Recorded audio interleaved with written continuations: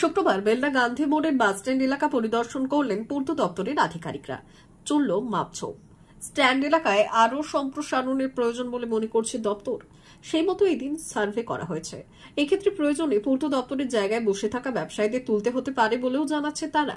এদিন প্রথমে বেলদা গান্ধী মোড় এলাকায় পরিদর্শন করলেন জেলা পূর্ত দপ্তরের অ্যাসিস্ট্যান্ট ইঞ্জিনিয়ার শিবু বিশ্বাস, জুনিয়র ইঞ্জিনিয়ার বুবাই ঘোষ, পার্থ প্রতিম জানা সহ অন্যান্য আধিকারিকরা।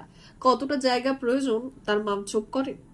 কাঁথি, মেদিনীপুর ও দাঁতনের দিক থেকে আসা বাসগুলি যাতে এখানে সহজে বাঁক নিয়ে বেলদা দক্ষিণবঙ্গ রাষ্ট্রীয় পরিবহন সংস্থার বাস ডিপোতে যেতে পারে তা খতিয়ে দেখা হয়।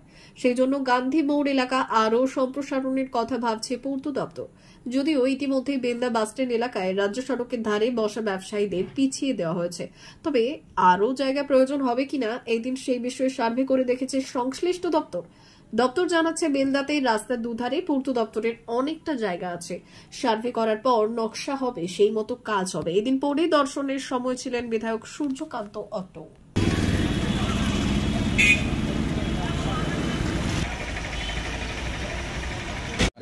মূলত আজকে তিনটে জায়গা স্পট আমাদের সার্ভে হবে।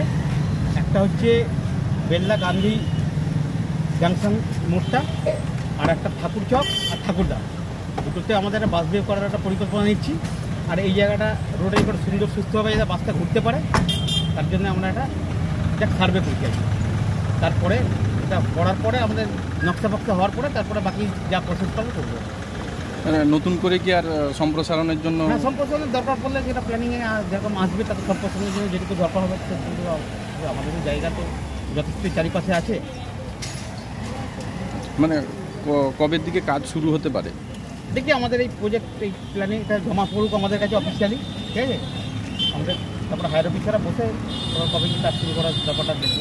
পূর্ত দপ্তরের তো দুপাশে ড্রেন পর্যন্ত জায়গা আছে, সেই জায়গাগুলোকে এখনই নেওয়ার কোনো পরিকল্পনা হচ্ছে? এখনই আমরা দেখছি, এখন এই সার্ভেটা না হওয়া পর্যন্ত এখন কিছু বলতে পারছি। সার্ভেটা আগে হয়ে যায়।